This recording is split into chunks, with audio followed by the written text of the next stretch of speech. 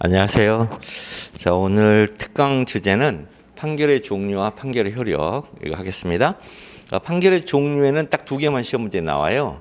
일사, 일부 취소 판결, 사정 판결. 그다음에 판결의 효력은 딱 세 개만 나와요. 기대기, 기판력, 대세호, 기속력. 그다음에 이제 기속력에 제처분 의무가 있는데 제처분 의무를 이행 안 했을 때 간접강제. 그래서 기대기, 간접강제 이렇게 해서 총 판결 파트에서 시험 문제 나오는 건 총 6개입니다. 6개. 누누이 말씀드리지만 행정쟁송법은 브리타가 없습니다. 브리타가 없고 정해져 있는 테마들이 다 있어요. 정해져 있는 테마들만 정확하게 하시면 되겠어요. 방문각에서만 방문각에서 했는데 그때 저희 방문각에 한 11명 정도 수업 들었는데 그중에 2명이 합격했다고 합격기를 썼더라고요. 썼는데 그게 이제 저희가 방문각에서 강의한 거는 2년 차였어요. 1년 차에서는 안 나왔어요. 근데 2년 차에서 제가 누누이 말씀 그때 학원 측에 했는데 2년 차 되면 합격생들 나온다. 이제 그렇게 얘기를 했거든요. 근데 다시 이쪽으로 넘어와가지고 야 다시 가자. 종로로 다시 가자. 강북으로 다시 가자. 여기는 강남은 너무 여기도 강남이잖아요.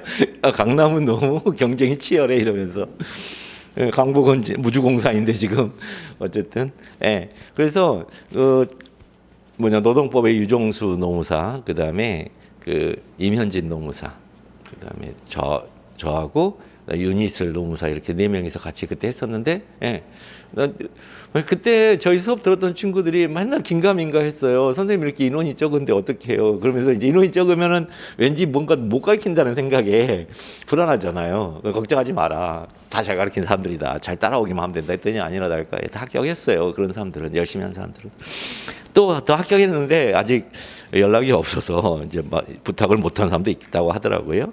어쨌든 그럼 판결의 종류에서는 딱 2개가 문제가 돼요. 자, 일사기대기를 꼭 기억을 해주세요. 일사기대기를 반드시 기억하셔야 돼요. 그러면 조문과 판례로 해결을 해요. 쟁송법은 조문과 판례로 해결을 해요. 아니 행정법 자체가 조문과 판례로 해결하는데 대학교에서 제가 이제 변호사 시험에서도 이 행정법을 가르치는데 변호사 시험에 행정법을 배우는 학생들하고 수험생들하고 여러분들하고 사고가 똑같아요. 어떻게 하느냐?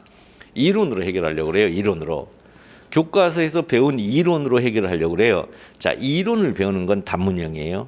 이론을 배우는 건 단문형이에요. 단문형. 그래서 단문형에서는 판례를 비판하면서 판례가 이런 부분에서 좀 아쉽네.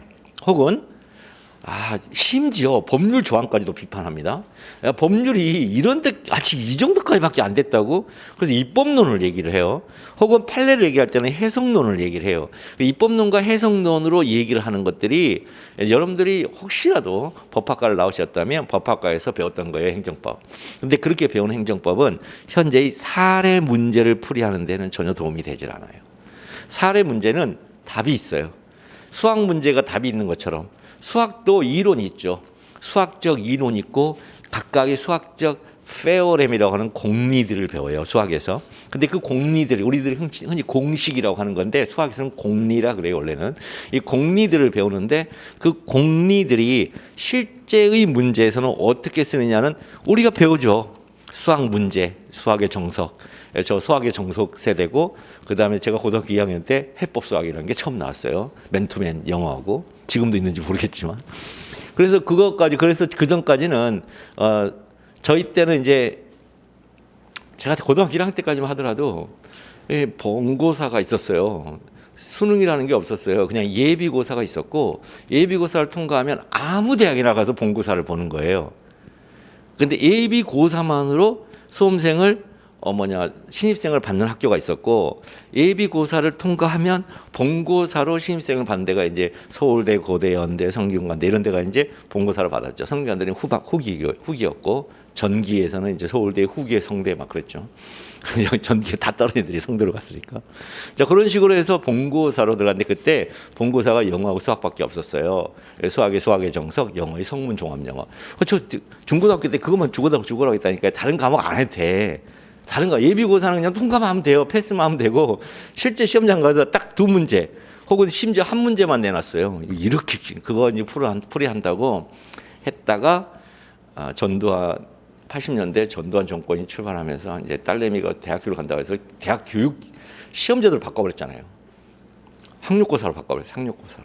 그 전까지 본고사 있었는데 학력고사로 바꿔요. 저희 선배들 반 뒤로 넘어질 뻔했잖아요.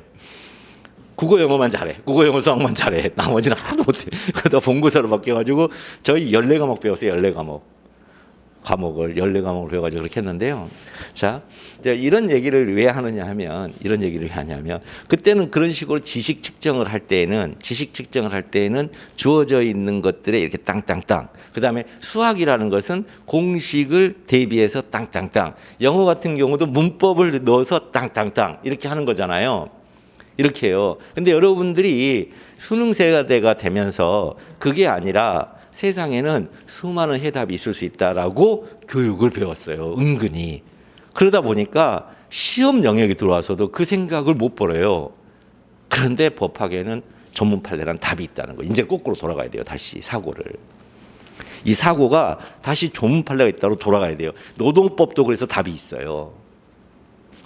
노동법도 답이 있어요. 행정쟁송법은 더더군다나 답이 있어요. 법정주의이기 때문에. 그다음에 경영학 두 과목은 답이 없어요.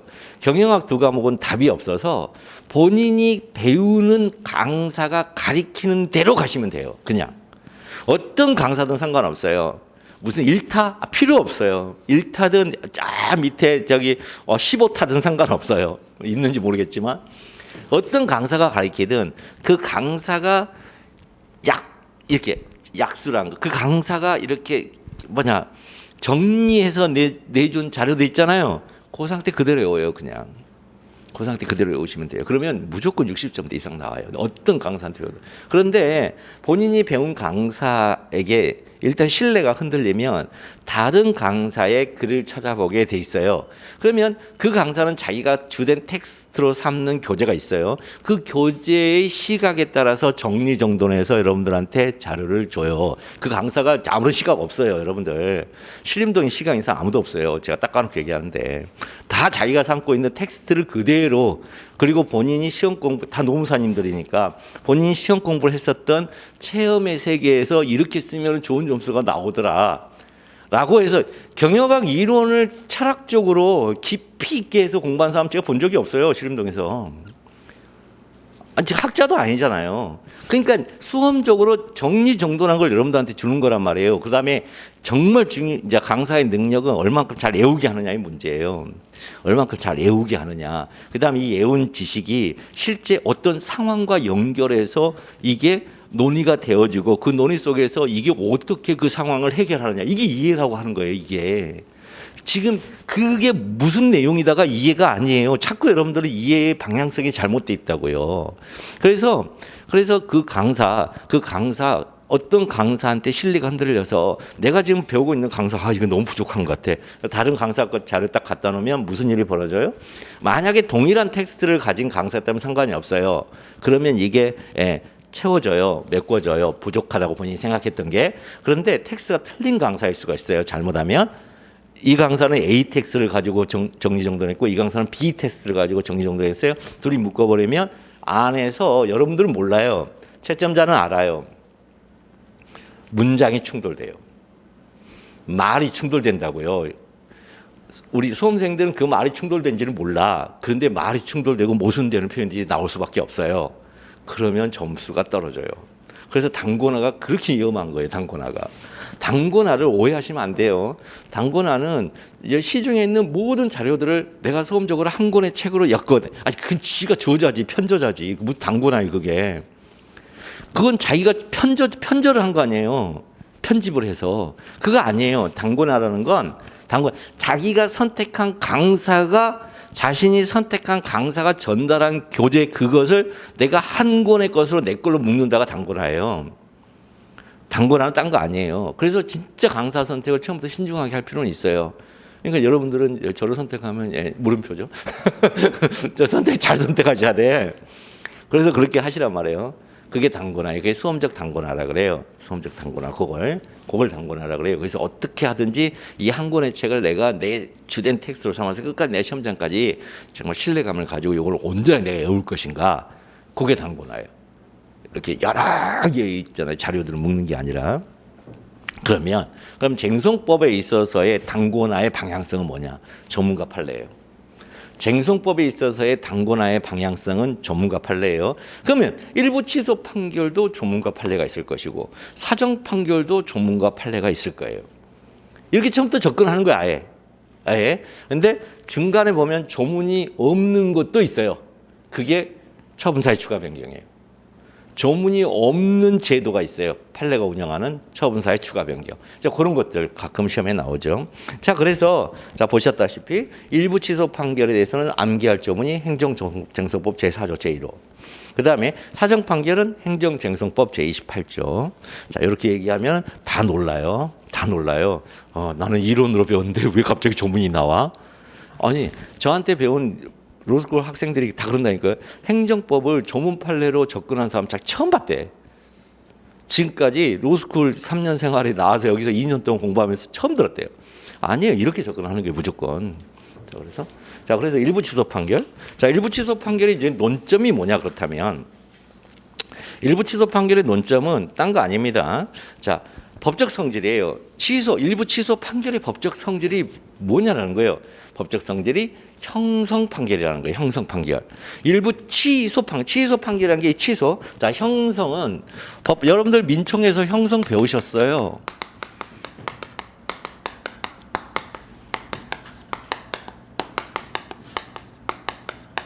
이걸 형성이라 그래요.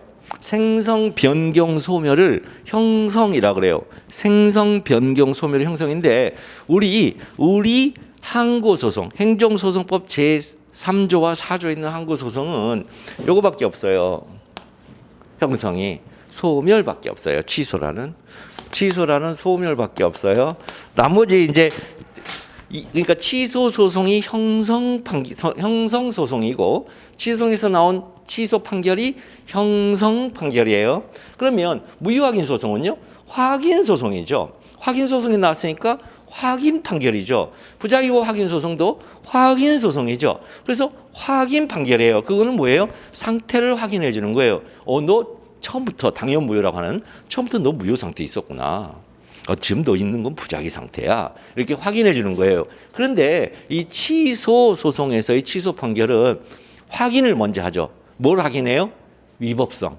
처분이 위법하다고 확인한 다음에 그래 좋아. 그러면 취소할게. 효력 부인이라고 하는 취소가 있는 거예요. 그죠? 그래서 취소라는 형성이에요. 소급 무효라는 소멸을 가져오는 형성이에요. 그러면 여기서 자, 형성 판결이에요. 그래서 이 형성이라는 문구가 나오기만 하면 법학 논리적으로 이건 법학 개념이에요. 법철학이란 말이에요. 법학 논리적으로 반드시 대두되는 문제가 있어요. 그것이 바로 법정주의예요. 형성은 무조건 법정주의예요. 법에 정해지지 않으면 형성할 수가 없어요.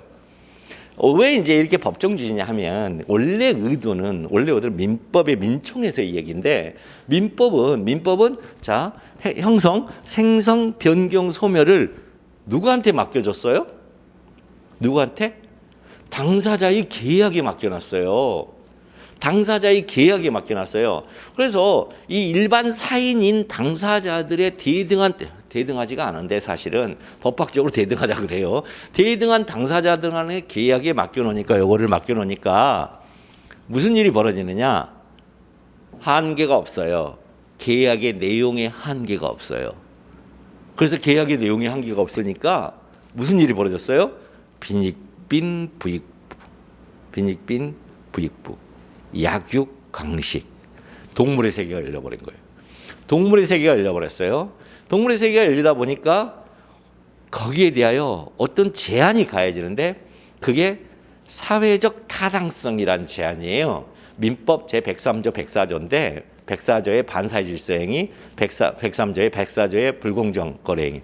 이건 다 무효라고 이건 계약 자체 효력이 발생하지 않는다. 그래서 이거를 사회적 타당성이라고 하거든요.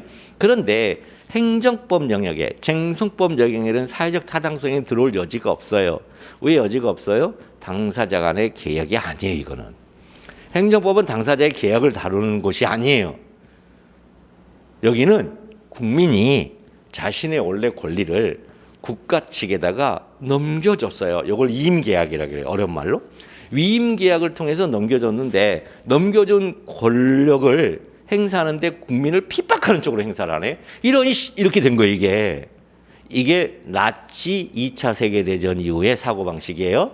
그래서 이 민법은 사회적 타당성이지만 행정법에서는 사회적 타당성이 안 하고 자연법의 부활이라고 그래요. 그걸 자연법의 부활이라고 그래요. 그래서 일탈남용 사고가 들어오는데 어쨌든 그 자연법의 부활인데 형성을 해요. 국가도. 그럼 국가도 형성할 때는 아까 그거는 당사자가의 계약으로 아무거나 형성하니까 거기에 대해서 뭐다? 국가가 야 이건 얘네들한테 맡겨놓으면 안 되겠다. 그래서 형성할 때는 법정주의에서 형성을 하는데 민법도 140조 이하에서 소멸을 시킬 때는 이러이러한 게 있어야 된다. 계약 해제할 때는 이러이러한 사유가 있어야 된다. 계약 해지 시에는 이러이러한 사유가 있어야 된다고 취소, 해지는 다 사유가 정해져 있어요. 민법에. 이 당사자의 계약에도 심지어. 거기다가 누가 할 수 있느냐, 언제 할 수 있느냐, 어떻게 하느냐가 다 정해져 있어요. 민법에. 그러면 똑같은 형성이기 때문에 이 형성 판결에서도 누가 언제 어떻게 하느냐가 또 정해져야 돼요. 여기도. 그럼 여기도 마찬가지예요. 누가 형성에 대해서는 누가 형성하느냐. 그런데 형성에 대해서는 우리 행정쟁송법에 뭐밖에 없다? 소멸밖에 없잖아요. 소멸. 그러니까 뭐예요? 누가 소멸시키느냐죠. 누가 소멸시키죠? 둘밖에 없잖아요. 취소소송의 수소법원. 그다음에 행정심판위원회. 재결청. 누가 소멸시키지? 그랬더니 행정소송법, 이제 우리 행정소송법만 얘기하니까 취소소송의 수소법원이 할 수 있다. 그게 구조잖아요. 행정소송법 제9조. 제9조에 나와 있잖아요. 관할법원. 그다음에 그럼 어느 경우에 형성하느냐? 4조 1호 있잖아요. 행정청의 위법한 처분을 취소 또는 변경. 행정청의 위법한 처분. 이 위법이잖아요. 어느 경우? 위법인 경우에. 언제까지? 있잖아요. 20조의 제소기간. 20조의 제소기간이 있잖아요. 처분이 있으면 안 날로부터 90일, 있은 날부터 1년. 이내에 제기해야 그래야 그 다음에 형성할게. 취소시켜줄게. 그러면 모습은 어떻게 된 거지? 모습이 어디 있어요? 4조 1호 있어요. 취소 또는 변경이라고. 형성의 모습이 취소 또는 변경이라고 나와 있어요. 그래서 법률의 명문 규정으로 존재해야 된다는 게 이게 바로 형성이란 문구에서 나오는 법학 논리예요. 그럼 요거로부터 대두되는 문제가 누가 어느 경우에 언제까지는 이미 뭐요? 견해 대립이 없어요. 누가 취소성의 수소법원이 어느 경우에 위법한 경우, 처분 위법한 경우에 그다음에 언제까지 20조의 제소기간 내에 소를 제기하기만 하면 뒤로 가서 취소해 줄 거야. 그런데 대두되는 문제가 일부 취소라는 형성의 모습이 행정소송법의 명문 규정으로 있냐는 거예요. 일부 취소라는 형성의 모습이 법정주의니까. 근데 일부 취소라는 문구가 아무리 찾아도 없단 말이에요, 지금. 일부 취소라는 문구를 행정소송법에서 아무리 찾아도 없어요. 없어요. 그래서 있냐? 그랬더니 이제 학설. 행정법 제4조 제1호에 취소 또는 변경할 때 그 취소 있죠. 그 취소는 전부 취소라는 점에 대해서 견해 대립이 없어요. 이게 첫 번째예요. 이건 무조건 키예요. 행정소송법 제4조 제1호의 취소는 전부 취소라는 점에서 견해 대립이 없어요. 이견 없는 통설. 이건 완전히 이견 없는 통설 판례. 문제는 일부 취소 판결이라는 형성 판결의 모습을 인정하는 법률 규정이 있느냐에 대해서 행정법 제4조 제1호에 취소 또는 변경할 때 그 변경이 있죠. 이 변경은 전부 취소 후 새로운 처분의 발령. 변경의 의미를 전부 취소 후 새로운 처분의 발령이므로 없다는 견해. 일부 취소 판결을 할 수 없다는 견해. 왜? 근거가 없으니까. 근데 행정법 4조 1호의 변경은 일부 취소를 의미하므로 근거 규정이 있다는 견해가 대립하고 있어요. 그러니까 여러분들 행정소송법 제4조 제1호 취소 또는 변경에서 변경의 의미라고 여러분들이 교과서에서 배우는데 그게 이 근거 찾는 견해 대립이에요. 괜히 그거 이해하고 그거를 해석하는 얘기가 아니란 말이에요. 그거. 이게 형성이므로. 일부 취소 판결도 형성 판결이므로. 형성 판결에는 근거가 있었다는 법정주의에. 이해되시죠? 그래서 이제 뭐냐면 3천만 원 과징금 처분을 1,000만 원 과징금 처분을 했을 때 처분을 했을 때, 자, 없다. 일부 취소 판결에 근거 규정이 없다. 이런 분들은 이걸 어떻게 해결해요? 3천만 원 과징금 처분의 전부 취소 후 1,000만 원 과징금 처분의 새로운 발령. 뭘로? 판결로. 판결로 발령했다는 거예요. 판결로. 지금 누가 발령해요, 지금 이거? 취소의 수소법원이 발령하고 있잖아요, 이 처분을. 여기서 의문점이 생기지 않으세요? 어떻게 법원이 처분을 발령하지? 법원에는 처분 발령권이 없는데? 그래서 판례가 뭐라 그러냐? 행정법 4조 1회 변경은 일부 취소를 의미한다고 봐요. 그래서 판례가 우리는 발령권이 없다. 취소권은 있는데 발령권이 없다, 우리는. 취소권은 있는데 발령권이 없다. 그래서 검토 및 소결. 행정소송법, 의무행소송이 없다. 자, 의무행소송이 뭐예요? 의무행소송이 뭐예요? 처분청이 거부처분 혹은 처분을 부작위할 때 이 의무이행 소송으로 가면은 거기서 청구 인용을 받으면 무슨 판결이 나와요? 이행 판결이 나와요. 지금 무슨 얘기입니까? 법원이 처분을 하는 판결이 나와요. 의무이행 소송에서는 법원이 처분을 하는 판결이 나온다고요. 그 소송이 없잖아요. 그러니까 처분할 수 있는 권한이 없다는 거예요, 저게. 행정소법상 의무행소송이 없다. 이 말은 법률상 근거. 가장 강력한. 그래서 이 적극적 변경설이라고 할까? 전부 취소 새로운 처분의 발령을 적극적 변경설을 하는데 이 적극적 변경설이 요 비판이 제일 뼈아픈 거예요. 저 비판이 행정소법상 의무행소송이 없다는 게 가장 뼈아픈 비판이에요. 법률상 근거가 없어서 도무지 인정하고 싶어도 판례가 그런 거예요. 우리가 인정해 줄 수가 없다. 그러니 니들 말을 설득 있게 하려면 법을 바꿔. 그래서 제가 얘기했잖아요. 저 대학교 들어갈 때부터, 제가 85년대 대학을 들어갔는데 대학교 들어갈 때부터 지금 개정안으로 의무행소송이 있단 말이에요. 지금 법무부 개정안으로. 행정소송법이 지금 40년째 거의 40년째. 근데 통과가 안 되고 있어요. 당연히 통과 안 시켜주죠. 자, 그 다음에 행정청에 처분에 대한 1차적 판단권이 있죠. 자, 처분에 대한 1차적 판단권이 이게 무슨 뜻이냐? 항고소송의 항의 의미예요. 자, 고가 먼저 있어야 거기에 대하여 불복하는 항이 나올 수가 있다. 그래서 항고소송은 논리적 전제가 고가 먼저 존재한다는 게 논리적 전제잖아요. 항고소송은 항이라는 건 뭐다? 프로테스트 영어로. 즉 불복하는 것을 항이라 그러는데 뭐에 대해서 불복해요? 고에 대해서 불복하잖아요.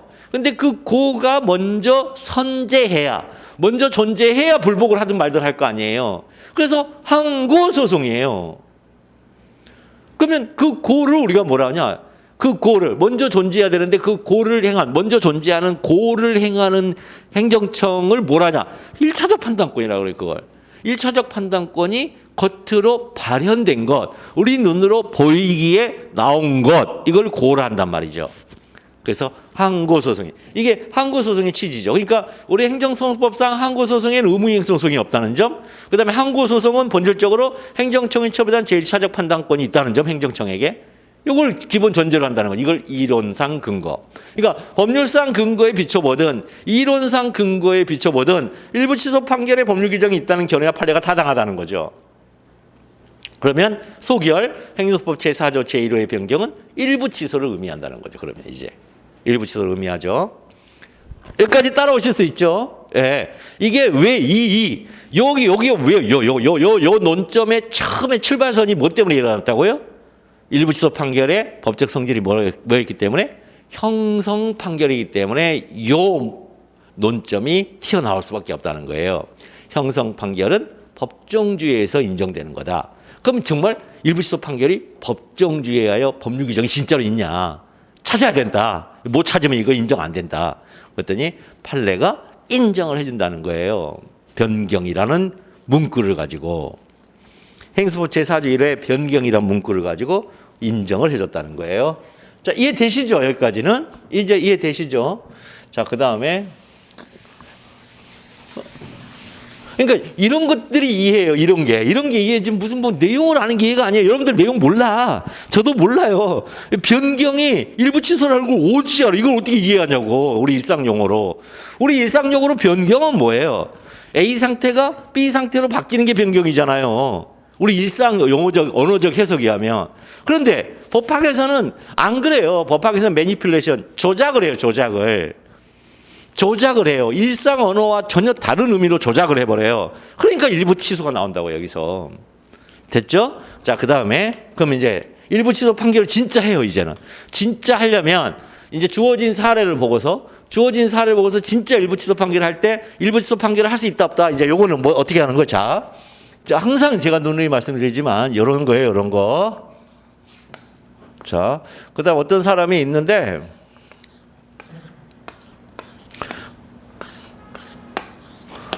막 자갈을 이제 붓죠. 자갈을 보면 이렇게 뭐죠? 고운 모래가 나오죠. 고운 모래. 자, 이게 사례풀이에요. 사례를 여기다 부었어요. 사례를 여기다 부어서 여기가 사안의 경우죠. 여기가 사안의 경우. 여기가 고운 모래가. 그럼 요거 뭐예요? 요거는 조문 판례죠. 여기가 조문 판례. 이 조문 판례라는 이 채를 이렇게 슬슬 건설 현장에서 슬슬 거기다 자갈을 부으면은 이제 고운 모래가 나와서 건축 재료로 쓸 수 있는 것처럼 이 사례를 여기다 쏟아 부었더니 채로 이렇게 슬슬 했어요. 그랬더니 이쪽으로 어떻게 나오냐? 그래서 판례 사안의 경우에 요게 사안포섭이에요. 요걸 사안포섭이라 그래요. 원래는 사안포섭은 이것보다는 더 야한 건데요. 사안포섭은 원래 그게 아니에요. 원래 사안포섭은 진짜 야한 거예요. 이거 참 이게 성적으로 야한 거라. 그렇게 보면 야한 거죠. 이게 요철이라 하잖아요. 이걸 요철이라 하잖아요. 요철. 이거를 있잖아요. 요거를 야다라 그래요. 야다. 성경에서 야다. 이 야다를 뭐 했냐? 아담과 하와가 이브가 에덴 동산에서 쫓겨나자마자 한 게 이 야다예요. 그래서 둘이 알았다, 동침했다, 서로가 서로를 알았다 그렇게 하거든요. 뭐냐면 요게 진리예요. 요게 진리. 이게 남자라고요. 진리는 남자를 말해요. 원래. 그래서 이 세상에 있는 모든 존재들은 다 여성이에요. 우리도 여성이에요. 생물학적으로만 메일이지 이 영적인 세계에서는 전부 다 여성이에요. 왜요? 지구가 가이아 여성이에요. 지구가 가이아의 후손들은 다 여성이에요. 그 여성이 지구를 떠나서 영적으로 진리가 돼요. 유니버셜 truth. 그러니까 제너럴 트루스가 일반 진리가 돼요. 그러면 남성이 됐다 그래 그걸 영적인 세계에서. 그러니까 이제 남성이 되려고 히말라야에 막 톡을 파놓고 막 이렇게 있는 분들 있잖아요. 구루들. 남자가 되려고 한단 말이에요. 그 사람들이 남자가.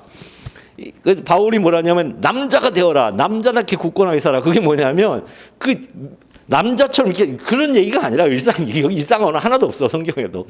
그게 뭐냐면 진리의 세계에서 진리가 되어라 이런 뜻이에요. 남자답게 굳건하게 살아 이 말은 이 비진리의 세계에서 비진리의 세계는 여성밖에 없어요. 그게 야다예요. 야다. 근데 이렇게 돼서 딱 둘이 맞잖아요. 그러면 서로 알았다 그래요. 그래서 이제 예수가 이 안에 들어오는 거거든요. 남자의 마음속에 우리 마음속에 이렇게 성경은 그런 구조로 되어져 있어요.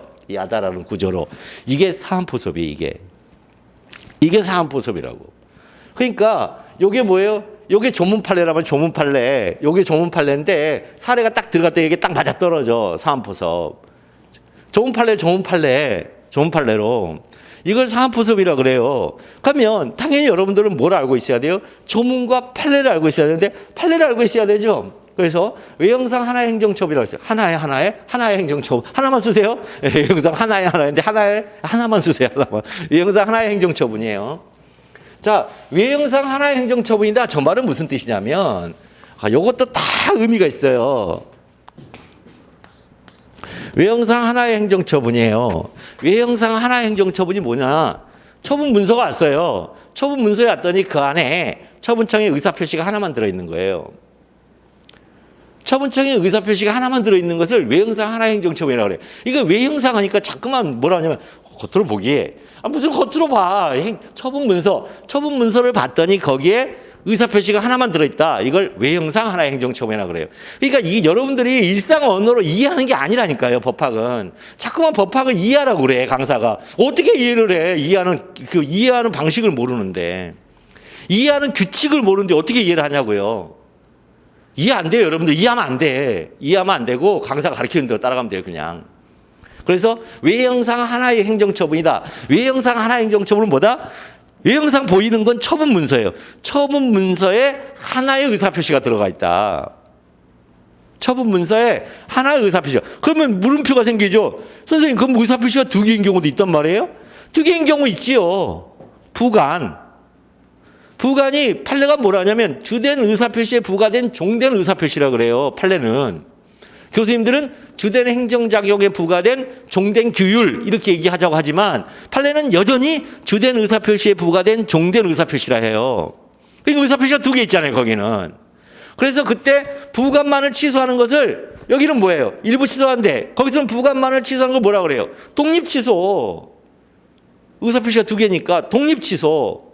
주된 의사표시는 전혀 건드리지 않고 종된 의사표시만 없앨 수 있을까? 독립취소.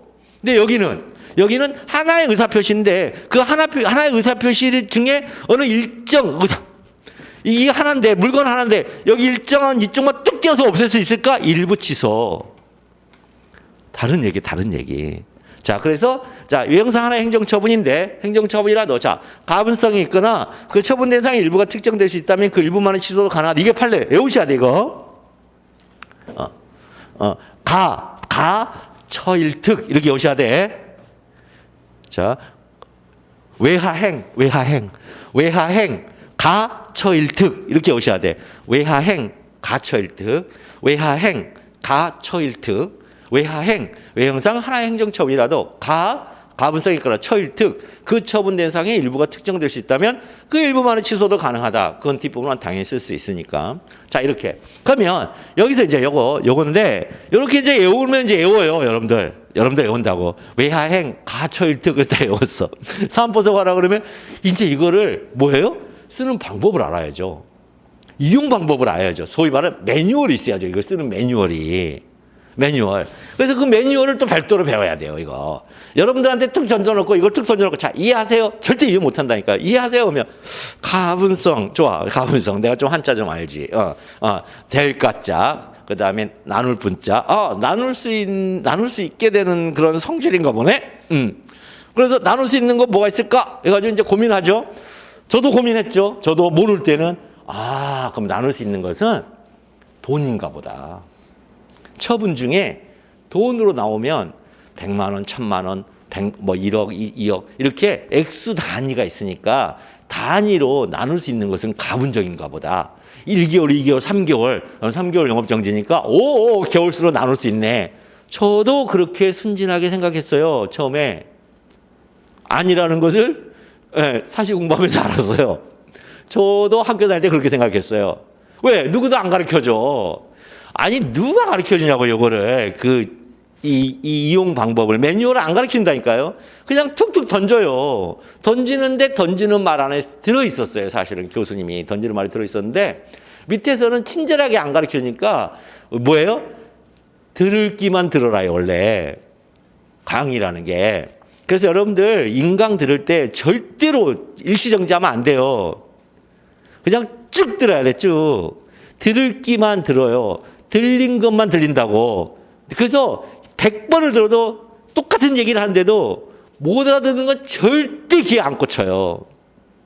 아시겠죠? 그래서 중간에 졸았든 어쨌든 끝까지 쫙 들어야 돼, 언제나. 인강은. 절대 중간에 일시정지하거나 되돌리기 하면 안 돼요.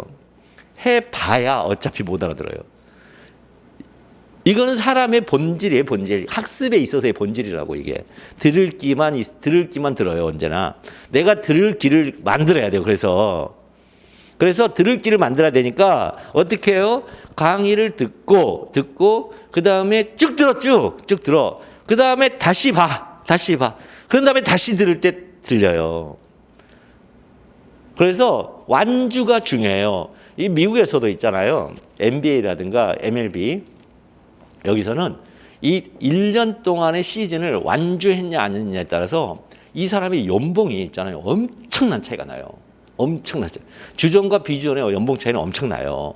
거의 막 10배, 100배, 심지어 막 1000배 정도 차이가 나요. 그건 뭐냐? 완주자와 완주 안 한 사람의 차이예요.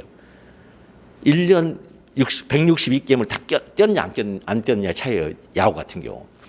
그러면 다 뛰었으면은 연봉 차이가 얘는 막 1000만 불 예? 거의 1억 불 받아요. 얘요? 그 중간중간에 후보로 뛰었어. 162게임을 완주를 못했어. 중간에 마이너리그도 넘어왔어. 20만 불, 50만 불 이거밖에 못 받아요. 엄청난 차이가. 그러니까 공부도 똑같아요. 공부도 어떤 한 과목을 인강으로 들 때는 완강이 중요해요. 언제나. 처음부터까지 그냥 쫙 들어요. 그냥 알아듣든 못 알아듣든. 아, 내가 여기까지는 들리네. 야, 요건 들리네. 그렇게 아예 생각하고 들어요. 그리고 나서 이게 궁금하면 실강을 한번 들어요. 실강. 그리고 나서 실강을 듣고 나서 다시 가서 똑같은 강의를 또 들어요. 또 들으라 그러면 되게 싫어하거든요, 사람들이. 또 들어요. 그럼 그때부터 그 말이 들려요, 다시. 쫙쫙 들려요. 항상 이렇게 공부를 하는, 공부는. 자, 그래서 요거 매뉴얼을 볼게요. 자, 사안포섭을 위하여 판례가 말하는 것이 무슨 의미인지를 알아야 되죠. 가분성이 있는 행위란 뭐냐? 기속행위를 말한다가 이게 키예요.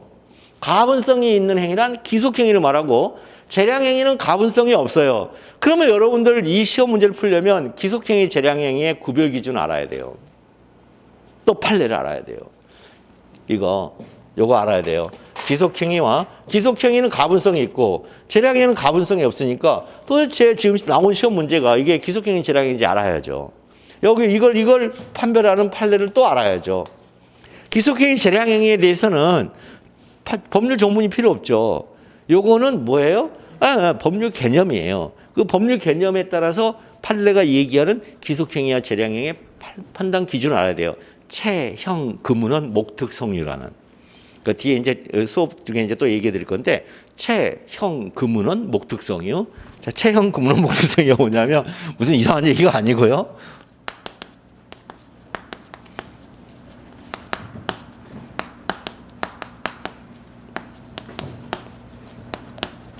모고판. 저도 이렇게 두 문자로 외워요. 저도. 아니, 강사가 두 문자로 외우는데 왜 수험생이 안 외우죠? 저 이해가 안 돼. 강사가 두 문자로 외우는데 수험생이 안 외워. 못 외워, 여러분들. 저도 이렇게 외우죠. 이게 이제 체제,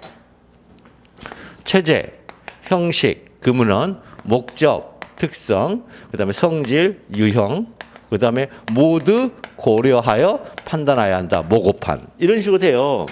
그러니까 여기서도 모두 고려하여 판단해라. 이거 모두 고려해서 모고판 모두 고려하여 판단해야 한다. 기속행위인지 재량행위인지 여부는 체제, 형식, 금은원, 목적, 특성, 성질, 유형 등을 모두 고려하여 판단해야 한다. 이렇게 놓으니까 모두 고려하는지를 착각해요. 여기도 숨어있는 판단의 단계들이 있어요. 그래서 체형 금은원이 뭐냐? 체제가 공사법 이혼 체제죠. 우리나라는 공사법, 공법, 사법 이혼 체제예요. 그래서 공법과 사법은요 절대로 오갈 수가 없어요. 우리나라는 이거 못 오가요. 이거 절대로 오갈 수가 없어요. 공법과 사법은 절대로 오갈 수가 없어요. 그래서 해석을 통해서 오갈 수 있냐 했더니 민법의 법원리적 규정과 법기술적 규정은 공법에서도 유주 적용할 수 있어. 그 얘기가 나와요. 법률 규정으로 오갈 수가 없어요. 절대로. 그러면 지금 우리가 배우는 건 행정청의 처분이니까 무슨 법? 공법. 그 다음에 형식은 성문, 불문. 성문법이냐 불문법이냐, 문서화 돼 있느냐 문서 안 돼 있느냐. 그랬더니 문서로 돼 있는 것, 공법 중에 문서로 돼 있는 것 중에 금문원, 그자가 뭐야? 이거 처분이 처분. 처분에 근거되는 문원, 근거가 되는 문원, 근거 규정의 문원. 문원을 보겠다는 거, 그 문원. 이게 그 문헌을 봤더니 주어가 처분청이에요. 처분청이면 그 문헌이 명백해요. 왜? 마지막 수로가 하여야 한다, 할 수 있다. 이렇게 돼 있으면 하여야 한다는 기속행위, 할 수 있다면 재량행위야. 이렇게 돼요. 그런데 의외로 많은 조문들이 많은 조문들이 주어가 있잖아요. 이 주어가 처분청이 아닐 때가 많아요. 많은 조문들이 주어가요. 일반 국민이에요. 일반 사인. 일반인이 주어인 경우가 진짜 많아요. 그런데 그러면 어떻게 해야 돼요? 처분청의 처분청의 허가를 받아야 한다 이렇게 돼 있어요. 처분청의 허가를 받아야 한다. 뭐뭐 해야 한다면 무조건 기속행위라고 착각하고 있으니까 기속행위를 착각하는데 그게 아니죠. 처분청의 허가죠. 이게 이 허가가 기속행위냐 재량행위냐는 처분청의 허가를 해야 하는지 처분청의 허가를 할 수 있는지가 밝혀져야 기속행위 재량행위인지 알 수 있죠. 근데 요걸로 못 알잖아요. 알 수가 없잖아요. 요 문구로는. 그래서 이걸 불분명이라고 하거든요. 요것도 처음 들어본다고 눈알이 띵 하는 친구들 엄청 많아요. 변호사 시험을 준비하는 친구들이. 저 깜짝 놀랐어요. 이거 보면서. 맨날 뭐로만 해서 이론을만 공부하니까. 그래서 판례가 이렇게 해요. 처분청의 허가다. 이거 불분명하다. 그러면 이제 이 목적과 특성은 뭐냐면 행정 분야예요. 이거는. 이 분야. 요 허가가 이루어진 분야의 목적과 특성을 고려하거나 혹은 개별적 성질이 이거는 개별적 성질과 개별적 유형이에요. 이 허가에. 그럼 분야하고 개별 중에 뭐가 더 일반적이고 뭐가 더 구체적이 이게 구체적이죠. 이게 일반적이죠. 그럼 어디로 가야 돼요? 구체적인 걸로 먼저 갔다가 구체적인 게 아니면 일반으로 올라가야죠. 그래서 성질론으로 먼저 간단 말이에요. 성질론으로. 그래서 이 허가가 명령적 행위일 수도 있고 형성적 행위일 수도 있고 여기서 형성 또 나와. 형성. 지금 굉장히 어려운 얘기를 하고 있는데 이거 처음 들어볼 수도 있고 들어볼 수도 있고 명령적 행위일 때는 기속으로 나가고 형성일 때는 재량으로 나가거든요. 이게 이 성질이 이렇게 해서 모두 고려해 판단한다로 이렇게 이루어져 있어요. 되게 어렵죠 이거. 배우면 아무것도 아닌데 어려워요. 지금 제가 이거 가르쳐주질 않아서 어려워요. 가르쳐주면 또 쉬워요 이거. 그러니까 이렇게 이거 하나를 알고 있어야 돼. 또 저걸 풀려면. 근데 여러분들한테는 이 성질론까지 가게 시험 문제 안 내요. 참조 조문에다가 처분청은 과징금 처분을 해야 한다 혹은 할 수 있다 이렇게 명백하게 줘버려요. 여러분들한테 풀라고 준다고 아예. 그러니까 풀라고 주면 이제 그거 가지고 풀면 돼요. 아셨죠? 예. 그러니까 문헌이 명백하게 줘요. 여러분들한테는. 아니 쟁송법을 공부하는 친구들한테 이쪽까지 가라 그러면 이건 행정법 문제지. 여기서 해결하게끔 해요. 체형 구문론으로. 그 대신 요 판례는 알고 있어야 돼요. 됐죠? 자, 그래서 사안포섭을 위해서 그러면 기속행위는 가분성이 있거나 해서 여기서 이제 끝났죠? 그러면 이제 기속행위는 가분성이 있고 재량행위는 가분성이 없잖아요.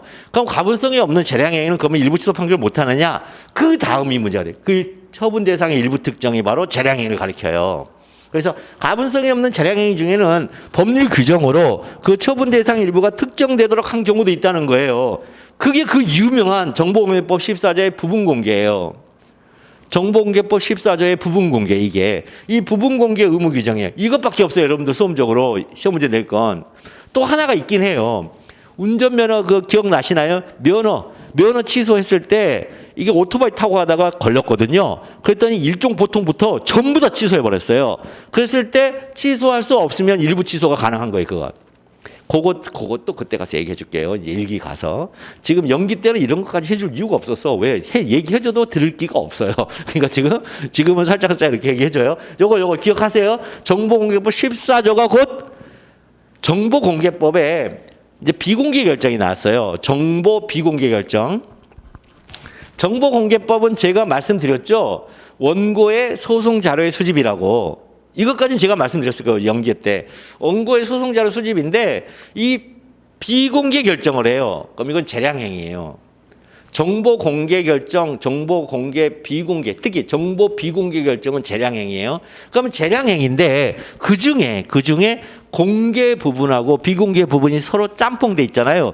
그럼 비공개 부분은 가리고 공개 부분은 공개라. 이게 14조예요. 14조. 지금 뭐예요? 일부가 특정되게 해놨잖아요. 공개 부분과 비공개 부분을 나눴잖아요. 분명히 재량행위인데 가분성이 없는데. 그래서 이렇게 재량행위임에도 일부 취소가 가능합니다. 요거 시험 문제 이렇게 나와요. 여기까지 따라오실 수 있나요? 여기까지? 그러면 이제 사례 목차. 일부 취소 판결이 만약 시험 문제 나왔어. 그러면은 로마자 1번은 문제의 소재인데 요 문제의 소재를 아까 했었죠? 행정법 제4조 1호 그거 써주는 거예요. 대전제부터 출발하는데 이제 여기서 법조문을 쓰는 것은 여기서 행정법 제4조 1호를 먼저 써주고 그 다음에 일부 취소 판결이 가능한지와 관련하여 첫째, 행정법 제4조 1호가 일부 취소 판결의 근거인지 문제된다. 둘째, 이 법한 땡땡 처분의 일부를 취소할 수 있는지 문제된다. 이렇게 첫째 문제된다, 둘째 문제된다. 그래놓고 로마자 2번에 첫째 문제된다가 인지 여부로 바뀌니까 행정법 4조 1호가 제1호 일부 취소 판결 근거 인지 여부. 아까 했었죠. 학설, 판례, 검토 및 소결. 여기다 이렇게 뭐예요? 배열을 하는 거예요. 여러분들이 배운 것을, 여러분들이 하는 것을 이 목차 속에다가 배열을 하는 거예요. 배웠던 걸. 그 다음에 이 법한 땡땡 처분의 일부를 취소할 수 있는지 여부. 예, 판례 사안의 경우. 판례 가분성 일부 특정 일부. 가분성 그 다음에 처일특. 처분 대상 일부를 특정할 수 있는 경우 이렇게 해가지고 여기다 써주고 그 다음에 사안의 경우 봤더니 사안의 경우 아까 채형금은 목특성이를 먼저 여기서 딱 써준 다음에 사안을 봤더니 기속행위다. 기속행위니까 여기 때는 일부 취소가 가능하다. 이렇게 그 다음에 설문의 해결 이런 식으로 쓰는 거예요. 지금까지 배운 걸 이렇게 변형 지금까지 배웠던 걸 이런 목차 속에다가 땅땅땅 배열해서 자기가 암기했던 거, 요거는 암기해서 쓰는 거고, 요거는 판례도 암기해서 쓰는 거고, 사안의 경우만 살짝 암기 안 하는 것처럼 쓰는 것 같은데 사실 요것도 암기긴 하지만 그래도 예, 살짝 이렇게 사안의 경우를 써주고 설문 해결에서는 일부 취소 판결이 가능하다. 가능하냐고 물어봤으니까 묻는 문제에 대한 답을 써주고. 이렇게 심플해요. 이렇게 심플해요. 이렇게 심플하면 아 진짜 이렇게만 쓰면 60점 이상이 나온다니까요, 무조건. 쟁성법에서. 근데 이제 판례가 조금씩 이렇게 손 안에서 모래가 빠져나가듯이 표현이 빠져나가고 그다음에 여기 특히 검토가 이게 잘 외워야 되는데 검토를 잘 안 외워지기도 하고 잘 못 외우는 경우도 있거든요. 그럼 검토가 한두 개씩 빠지면 점수가 계속 빠져요. 그래서 이제 60점대를 못 맞는 거거든요. 그래도 판례만큼은 그냥 아주 그냥 인쇄하듯이 거기다 박아 놓으면 그 친구가 써놨잖아요. 자기가 방문관에서 종선생한테 배운 건 판례를 박아 넣듯이 쓰는 것밖에 모른다. 예. 그렇게 박아 넣었으면은 제가 그렇게 강조를 했거든요. 무조건 60점대 나온다. 근데 이번에 많이 불이타적인 요소들이 있어서 좀 못 쓴 것 같은데 당황해서. 근데 그렇게 쓰기만 해도 60점이 나온단 말이죠. 사안포섭 잘하고. 그 다음에 만약에 내가 동차를 노린다. 유예가 아니고 내가 동차를 노린다. 그러면은 무조건 판례 소결. 판례 사안의 경우 판례 소결. 학설 안 쓰고. 그렇게 해도 돼요. 판례로만 구성을 해도 돼요. 판례로만. 아셨죠? 판례로만 구성을 해도 됩니다. 자, 이렇게 쓰시면 되겠습니다. 자, 조금 쉬었다가 이제 또 사정 판결 다음 주제 보도록 하겠습니다.